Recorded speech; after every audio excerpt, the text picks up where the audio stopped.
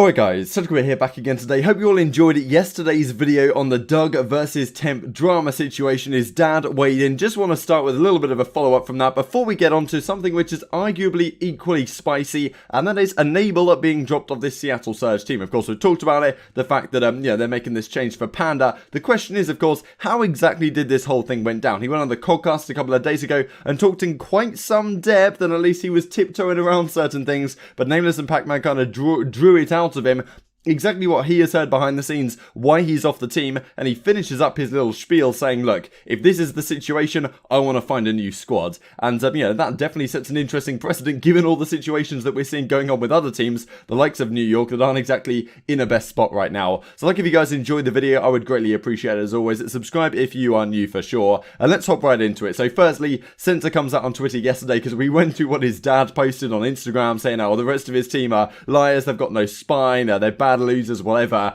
Yeah, his dad came out and apologized. There was an Instagram clip that I may play a little bit of on screen. I want to apologize for letting my emotions get the best of me.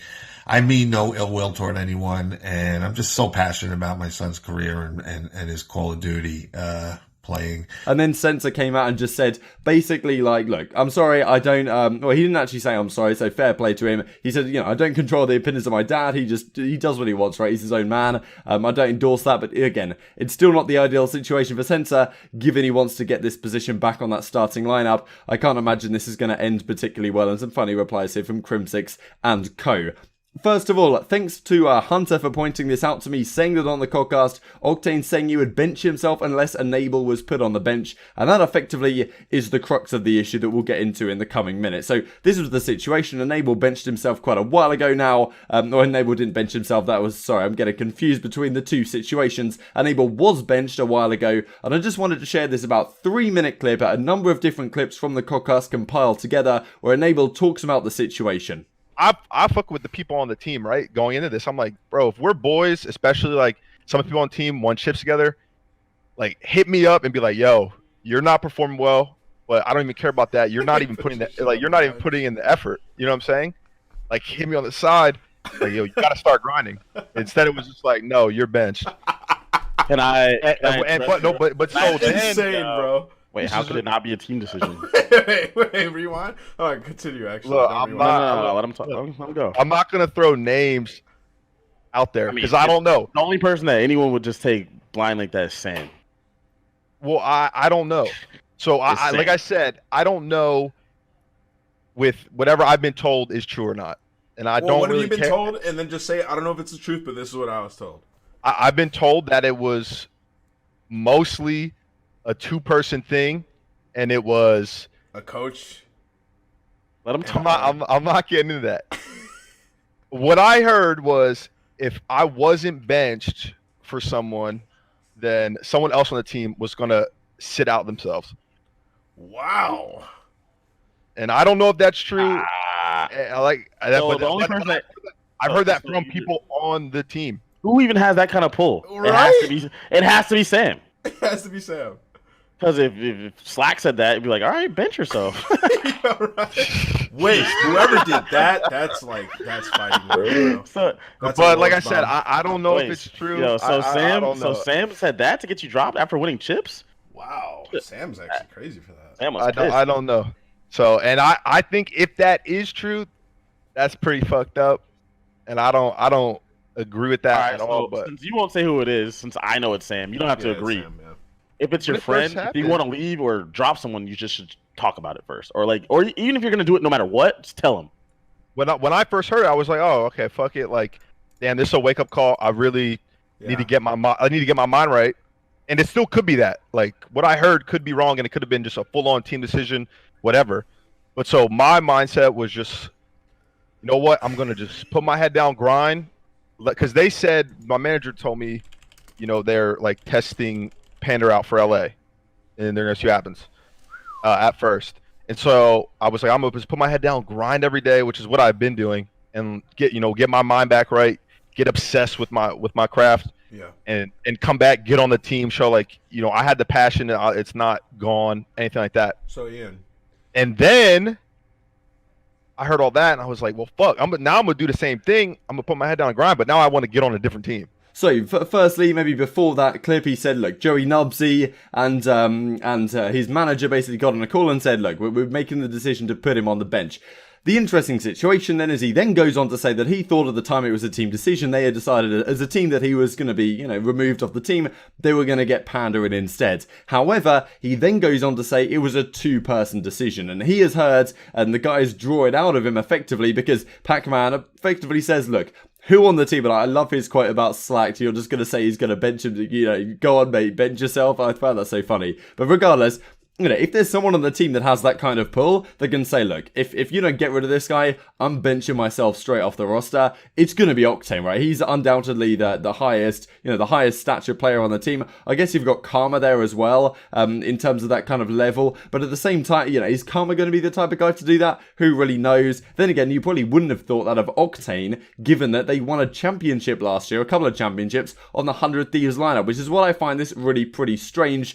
And also it goes back to this whole Friendship League thing, right? Because we've talked about the Friendship League with New York Subliners. We know that Panda and Octane go way back and they're very good friends. To what degree is Octane using his influence on the squad to just say, look, I'm benching myself unless you get rid of Enable. Let's get Panda on the team because he's my boy, right? Then again, surely Enable, they go on pretty well. And he also said in the podcast, of course, I'll leave all the relevant links down below. He said that, Octane Sam, as he's known as to these guys, texted Enable after he got dropped to say, yo, bro, you okay? Like, what's going on? So, bit snaky, right? If that is indeed the case. And as Enable finishes up his clip with, look, if that is indeed the case, and there's a couple of guys on the team that he says he's heard it from within the squad. He said 2 people in the team, separate to Octane or whoever else was involved, maybe Joey Nubsy, whoever was involved in this. Of course, no point speculating, but Octane is the big name here. He says that if that is indeed the case, and he's heard it from 2 sources within a team, which makes it sound like it could be very, very credible. He doesn't want to throw people under the bus as he's speaking it, but he obviously kind of believes it to a degree, given that he'd come out and say it. And the guys seem to think that's a reasonable statement, especially given that he's heard it from 2 different people on the team.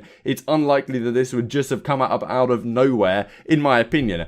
If that is the case, Enable says, look, he doesn't want to be playing on a team like this anymore, because if he doesn't have faith in the team, and at the end of the day, he wasn't told, like, look, okay, we're going to put you onto the bench for a little bit, we're going to get Panda in, and then maybe a couple of months, we'll see how the tournament results go, we might get you back into the squad. That wasn't said, and I think it's probably, and Enable's figured it out, it's probably an underlying assumption that they don't necessarily want it back, right? And if you're going to make this change, who knows when and where you're going to come back into the squad. And especially with a guy like Enable, a multi-FPS champion. He's won chips in multiple different titles with multiple different teams. He might not be the best search and destroy player in the traditional boots on the ground games by any means, but he still definitely has the ability to improve teams, and I think his talents could be well used elsewhere, especially on teams that maybe have a lot of talent but can't exactly mesh everything together nicely.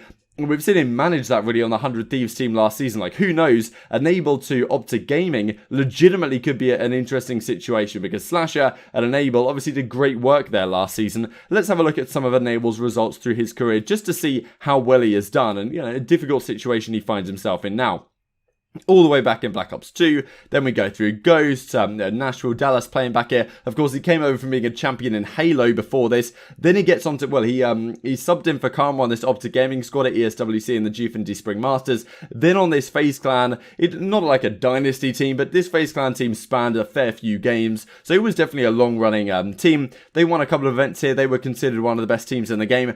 Then going on to Black Ops 3, this team lasted a very, very long time before the whole gunless trade happened. The E-United switch up, that was kind of the end of that. And then Enable didn't have the best World War II to start with on that Evil Geniuses squad, but he finished it up really kind of nicely here, just about as you can see on screen. I'll just make this slightly smaller. But here we go. Ends up getting on this Team Caliber squad that wins the Stage 2 playoffs alongside Accuracy, Kenny, and Pharaoh. So, yeah, Enable winning championships over multiple titles. And then after that, gets onto the 100 Thieves squad, just about after they make the Pharaoh for Priest to change. And then they win London, they win Anaheim. And over the course of the season, you could have said they were the best team in the game. At the very least, the second best team. E-United, of course, won the World League Championship and won the Stage 2 playoffs, but over the course of the entire season, you could argue, given that Simp came in about halfway through the season, that you know, maybe 100 Thieves were the best team, Enable was there the entire time. The interesting fact is, of course, Octane won these chips with Enable, with Kenny, with Slasher, with Priester, so clearly he felt that Enable must have been a valuable part to the team then, so why in this situation on this Seattle Surge lineup,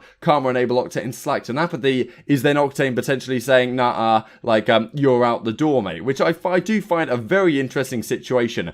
The question, of course, remains, if this is indeed the case, and I'd be intrigued to hear your thoughts on it down below, do you think this is something that Octane would do? I don't think it's out of the question by any means, especially given that relationship that Octane and Panda already have.